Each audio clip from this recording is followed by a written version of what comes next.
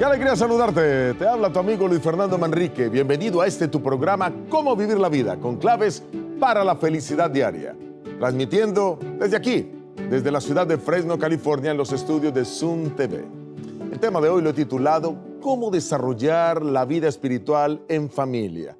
¿Cómo desarrollar la vida espiritual en familia? Bueno, ¿y cómo se desarrolla la espiritualidad en casa? ¿Es posible crear una cultura espiritual aunque los padres estén muy ocupados? ¿Qué pasa si uno de los miembros no comparte la misma fe? ¿Y cómo ayudar a nuestros hijos a amar a Dios sin imponerles la religión? Un estudio realizado en el año 2020 encontró que los adolescentes que practican actividades espirituales en familia, como orar juntos, leer la Biblia, conversar sobre la fe o participar en actos de servicio, tienen una autoestima más alta, un mayor sentido de propósito y relaciones familiares e interpersonales más sólidas. En palabras simples, una familia espiritual es una familia más fuerte. En este programa quiero explorar con ustedes por lo menos 5 fundamentos para desarrollar la espiritualidad en familia. La espiritualidad comienza con el ejemplo de los padres, es lo primero que quiero destacar. En segundo lugar, la espiritualidad se cultiva en los momentos, en las actividades diarias. En tercer lugar, la espiritualidad florece cuando hay un ambiente de amor y de libertad. En cuarto lugar, la espiritualidad se fortalece con prácticas familiares consistentes. Y finalmente, quiero hablarles en quinto lugar que la espiritualidad transforma a las generaciones subsiguientes. ¿Estás listo? Bueno, pues vamos a comenzar a tocar cada uno de estos importantes aspectos. Vamos con el número 1. La espiritualidad comienza con el ejemplo de los padres. Así es. No hay mejor predicación que la que se vive. Lo que tus hijos ven en ti, querido padre, tiene mucho más peso que lo que escuchan de ti. Puedes hablarles de Dios cada día, pero si no te ven viviendo una vida conectada con Dios, tus palabras se vuelven solamente en ruido. La espiritualidad familiar no comienza en el templo, sino en el corazón de mamá y de papá. El célebre psicólogo Albert Bandura, creador de la teoría del aprendizaje social, demostró que las personas, especialmente los niños, aprenden por observación e imitación. Comportamientos, actitudes espirituales se pueden transmitir de generación en generación más por lo que se modela que por lo que se enseña. La revista Christianity Today, en el año 2018, publicó la historia de un empresario cristiano que tenía como su padre a un agricultor sencillo. Pero este hombre se arrodillaba cada mañana al borde del campo antes de comenzar a trabajar la tierra. No oraba en público, no predicaba, pero cada uno de sus hijos lo veía orar en silencio antes de tomar las herramientas para labrar la tierra. Años después, cuando este hombre fue tentado a corromper su ética por una ganancia millonaria, recordó esa imagen y dijo, no podía hacerlo, porque en mi mente seguía viendo a mi papá de rodillas en la tierra, confiando en el cielo y unido con Dios. Jesús es nuestro mayor maestro, modelo y ejemplo para cada uno de nosotros como padres. Yo, al igual que muchos de ustedes, también soy padre. Tengo 2 preciosas hijas, aunque ya están mayores, ya son profesionales, pero Dios me permitió guiarlas y tratar de ser ejemplo para ellas. Lo mejor que me pudo pasar en la vida es ser padre para ser ejemplo. Y así lo enseña Jesús. Vayan conmigo al Evangelio según el apóstol San Juan, el capítulo 13, el versículo 15. Evangelio según San Juan, capítulo 13, versículo 15. Dice Dios en su palabra, porque ejemplo os he dado para que como yo os he hecho, vosotros también hagáis. Miren que Jesús no dijo, os he dado un sermón, sino Él dijo, os he dado ejemplo. En el hogar, los padres son la primera Biblia que los hijos deben leer. Sus gestos, sus reacciones, sus palabras, sus silencios, el control de sus emociones son fundamentales y eso van a quedar grabados en la mente del niño. Una investigación publicada por el Instituto Barna, quien estudia los asuntos eclesiológicos aquí en los Estados Unidos, reveló en el año 2019 que el 64% de los jóvenes que permanecen firmes en su fe en la adultez tuvieron modelos espirituales activos en casa. especialmente los modelos de sus padres. Estos jóvenes no fueron marcados por la perfección de sus padres, sino por su autenticidad. Padres que oraban, que pedían perdón, que servían, que se comprometían con Dios de manera visible.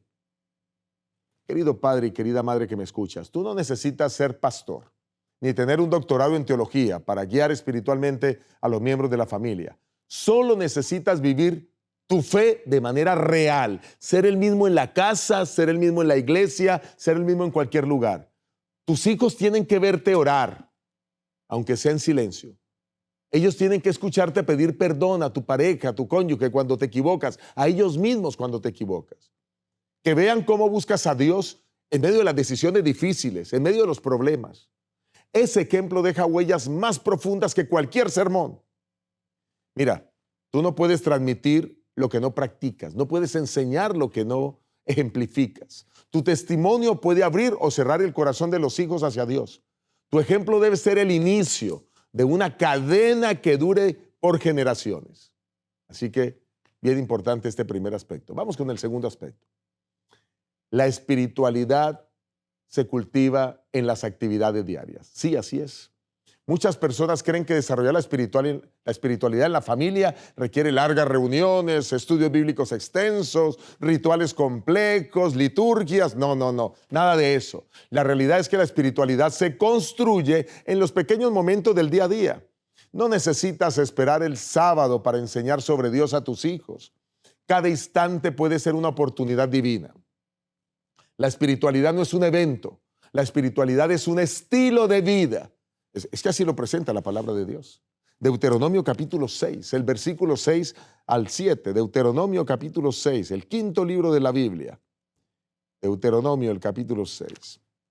Versículo 6 al 7. Dice Dios en su palabra: y estas palabras que yo te mando hoy estarán sobre tu corazón y las repetirás a tus hijos. Y sigue diciendo: y hablarás de ellas estando en tu casa, andando por el camino y al acostarte cuando te levantes.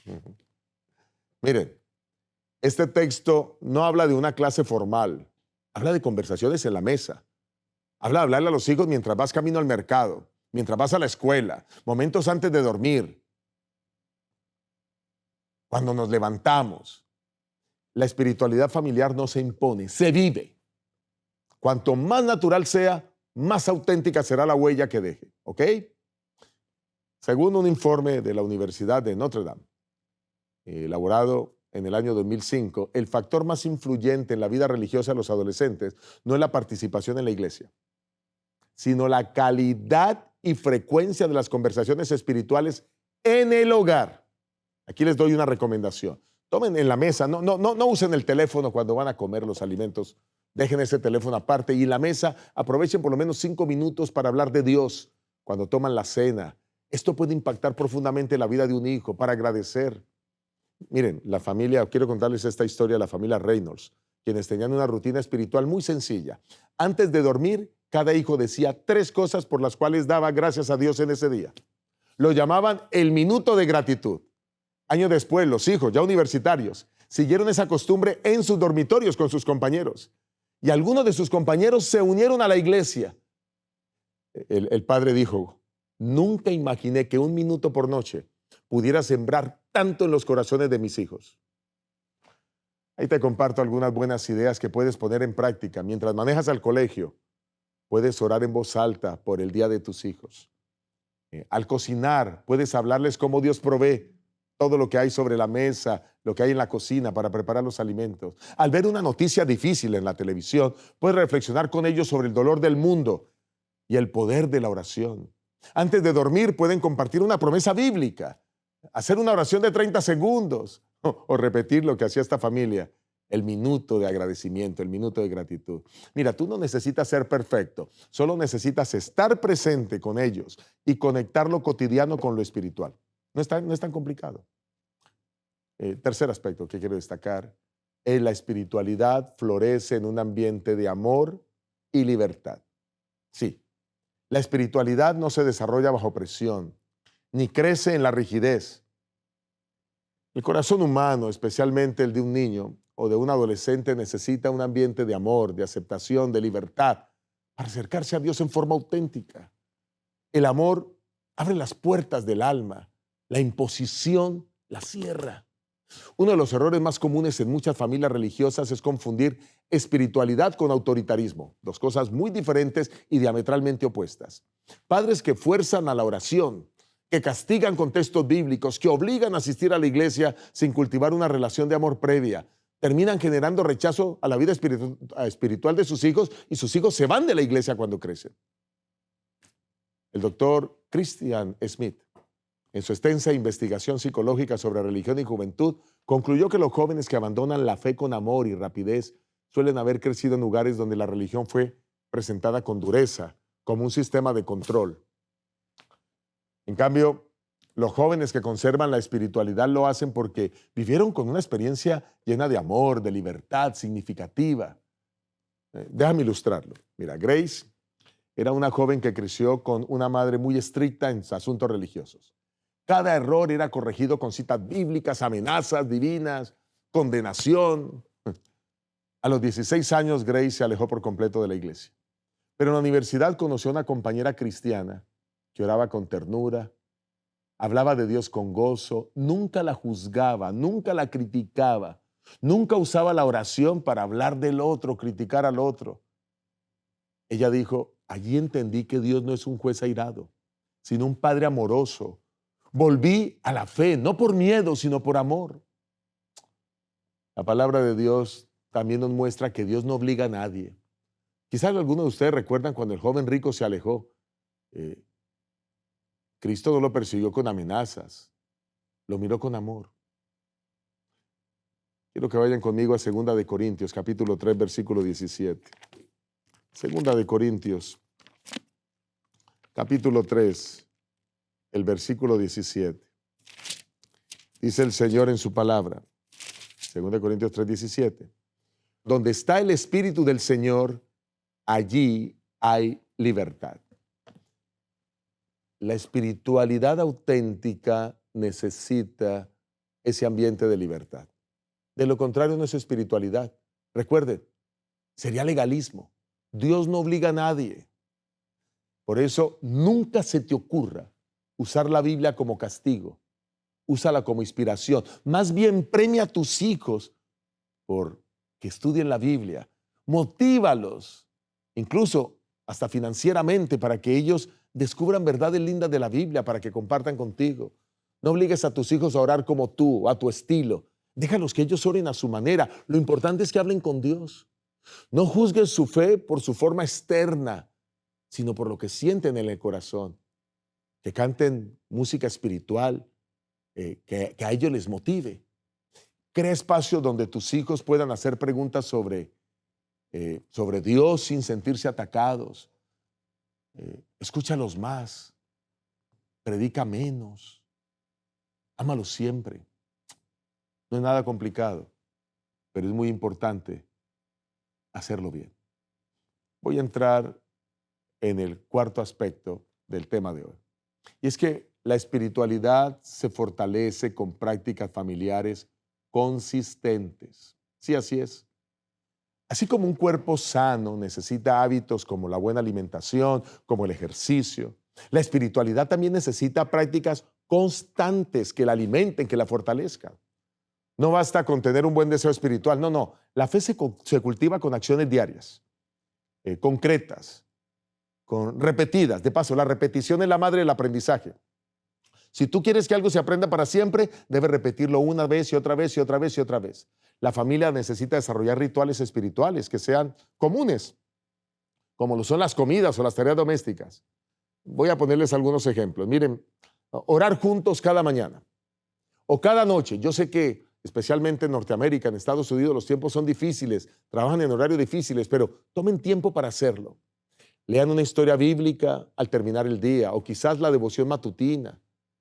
No importa si se hace en la noche y se convierte en la devoción vespertina. Tener un momento semanal de gratitud en la que se reúnen puede ser al recibir el sábado y den gracias por todo lo que Dios ha hecho durante la semana. Asistir a la iglesia juntos como una prioridad, no como una opción, como lo hacía Jesús. Jesús, según su costumbre, iba a la iglesia. Servir juntos en proyectos solidarios, llevando atención a aquellos que más lo necesitan, ayuda a los que no necesitan. La doctora Lisa Miller, directora de un instituto en la Universidad de Columbia, dedicado a la espiritualidad, a la mente y al cuerpo, afirma que las prácticas espirituales compartidas en las familias generan conexión emocional más fuerte entre padres e hijos, contribuyen a la resiliencia mental de los niños, demuestran que los adolescentes con prácticas espirituales regulares en casa son menos propensos a sufrir depresión, un 40% menos propensos a sufrir depresión, 80% más resistentes al estrés. ¿Por qué? Porque aprendieron eso en la casa. Una ilustración de una familia hispana aquí en Estados Unidos. Ellos habían implementado algo a lo que llamaron sábado de bendición. Y cada viernes en la noche, cada miembro de la familia escribía una nota de agradecimiento a otro miembro de la familia. Luego, en la cena, se leía en voz alta esa nota. Y de paso, la cena era una cena fantástica para hacer atractivo el inicio del sábado a todos los miembros de la familia.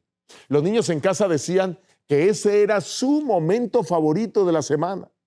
La madre testificaba diciendo: estas prácticas han hecho más por mi familia que cualquier sermón. Así debe ser. Bueno, el mismo Jesús, siendo hijo de Dios, tenía prácticas espirituales consistentes con la familia. Dice Lucas capítulo 4, versículo 16. Evangelio según el apóstol San Lucas, el capítulo 4, el versículo 16. Miren cómo Jesús también hacía estas prácticas espirituales como costumbre importante en su vida y con prioridad. Dice el Señor en su palabra, Lucas 4, 16. Vino a Nazaret, donde se había criado. Y dice, y en el día sábado entró, fue a la sinagoga conforme a su costumbre y se levantó a leer. Fue a la sinagoga conforme a su costumbre. La prioridad de Jesús era ir el sábado, que es el día del Señor, a compartir la fe con otros. Y bueno, él mismo es el autor del sábado, ¿verdad? Debe haber prioridad en esto. Salmo 119, 105, un texto que muchos de ustedes conocen. Lámpara es a mis pies tu palabra y lumbrera mi camino. Esta lámpara no solo se enciende en las noches, se enciende todo el tiempo, a cada instante, para que la palabra nos guíe en cada momento de nuestra vida. Querida madre, querido padre, tú no necesitas hacer algo complicado. Empieza por algo sencillo, pero hazlo constantemente. Por ejemplo, una oración antes de salir al trabajo, todos los días, constantemente. Un texto bíblico en el refrigerador cada semana, constantemente. Una frase de bendición antes de dormir, constantemente. Una oración de agradecimiento después de comer, constantemente. Pequeñas prácticas, pero cuando se repiten con amor, con perseverancia, forman parte del ADN espiritual de la familia. Esto transforma, cambia. Y quiero entrar en el último y quinto punto. La espiritualidad transforma y transformará a las generaciones subsiguientes. El impacto de una vida espiritual en la familia no termina con los hijos. Cada gesto, cada práctica, cada decisión basada en la fe deja una herencia espiritual que puede bendecir a tus nietos y a unas generaciones que quizás nunca llegarás a conocer si es que Cristo demorara un poco más en venir. La doctora Bert Bengtsson, en su monumental investigación publicada por la Universidad de Oxford, analizó a más de 350 familias durante 4 décadas. Tremendo estudio. Su conclusión fue clara. La espiritualidad practicada con coherencia en el hogar tiene un poder intergeneracional, especialmente cuando va acompañada de relaciones afectivas sólidas entre padres e hijos. La transmisión de la fe no ocurre solo por enseñar doctrina, sino por cultivar relaciones significativas donde la fe es visible, práctica y amorosa. Miren, 4 generaciones de mujeres en una familia afroamericana en el sur de los Estados Unidos. La bisabuela, analfabeta, pero oraba cada noche en voz alta por sus hijos y sus nietos. Su nieta, ya doctora en teología, decía: nunca leí un sermón más poderoso que la oración de mi abuela. Hoy esa familia ha producido pastores, trabajadores sociales, educadores que afirman que su fe nació en aquella pequeña cocina donde una mujer humilde, sin letras, doblaba las rodillas por los miembros de su familia. Qué hermoso. La palabra de Dios también nos da ilustraciones bíblicas en relación con ello. Segunda de Timoteo, el capítulo 1, el versículo 5 nos muestra. Segunda de Timoteo, el capítulo 1, el versículo 5. Dice Dios en su palabra: trayendo a la memoria la fe no fingida que hay en ti, la cual habitó primero en tu abuela Loida y en tu madre Eunice, y estoy seguro que en ti también. La fe que se vive en casa se hereda en el alma. No en los papeles, en el alma. ¿No fue Pablo quien formó a Timoteo? Fue el ejemplo constante realmente de dos mujeres lo que formó a Timoteo. Pablo fue simplemente un formador en el pastorado, pero fue el entorno del hogar lo que hizo que Timoteo llegara a ser el pastor que fue. Cuando tú oras por tus hijos, estás marcando su camino. Cuando lees la Biblia con ellos, estás escribiendo su futuro. Cuando eliges la verdad por encima del beneficio, estás enseñando un valor eterno. Cuando tus hijos te ven vivir tu fe en medio de la tristeza, de la crisis, del dolor, de la alegría, cuando oras, cuando clamas, ellos recordarán que Dios no fue solo un concepto en su hogar, sino fue la presencia viva en su hogar. Querido padre que me escuchas, querida madre que me escuchas, tu vida espiritual no termina contigo. Tu ejemplo puede ser el cimiento de una generación fiel, íntegra, amorosa, comprometida con Dios. Lo que siembras hoy en oración, tus nietos lo cosecharán en bendición. Miren, hoy hemos aprendido una verdad poderosa. Y esto para ya ir concluyendo, la espiritualidad no es un lujo, es una necesidad. El hogar es el primer y más importante terreno donde se debe sembrar la espiritualidad. La espiritualidad familiar no se trata de rituales fríos, discursos forzados, sermones llenos de crítica. No, se trata de que tú vivas vidas auténticas. Se trata de que los padres oren con sencillez, enseñen con amor, que si fallan, se levanten, que pidan perdón cuando se equivocan, que demuestren que caminan con Dios y permiten que sus hijos los vean caminar. Tu casa no tiene que ser perfecta para ser espiritual, solo necesita estar abierta a la presencia de Dios. Querido padre y querida madre, tú puedes hacer de tu hogar un pequeño santuario donde se respire paz, donde se hable de esperanza, donde se invoque el nombre de Dios con alegría. Tú puedes formar una generación de hijos que amen a Dios no porque se les obligó, sino porque lo conocieron a través de ti. Y si hoy sientes que no has hecho bien, no es tarde para empezar. Si hoy sientes que te has equivocado, que has usado la oración antes para criticar a tus hijos, que has recriminado constantemente porque no hacen las cosas a tu manera en lo espiritual, quiero decirte que necesitas pedir perdón y cambiar. El cielo no te pide perfección, sino te pide que hoy haga decisiones. Hoy es un buen día para decirle al Señor, Señor, ven a nuestra casa, transforma nuestra casa. Que mi familia no solo viva bajo el mismo techo, sino también viva bajo tu gracia. Que la espiritualidad no sea algo que hacemos, sino sea algo, sea lo que somos realmente. Jesús dijo algo muy importante. Y con esto quiero terminar. Mateo capítulo 18, el versículo 20. Evangelio según el apóstol San Mateo. El capítulo 18, el versículo 20. Dice Dios en su palabra. Porque donde están 2 o 3 congregados en mi nombre, allí estoy yo en medio de ellos. Esto incluye tu sala, tu cocina, tu auto. Dios quiere habitar en tu hogar. Solo necesitas invitarlo. Y cuando tú ya no estés, que tus hijos digan, mi papá caminaba con Dios, mi mamá caminaba con Dios, yo también quiero caminar con Dios. Mi mamá me enseñó a orar, mi papá me enseñó a orar. Y sus oraciones me siguen bendiciendo. Es el mayor legado que puedes dejar para tu familia. Gracias por haber estado aquí en este tu programa, Cómo Vivir la Vida. Y recuerda, seguir estas orientaciones divinas para alcanzar el más alto nivel de calidad de vida. Dios te bendiga. Nos vemos pronto.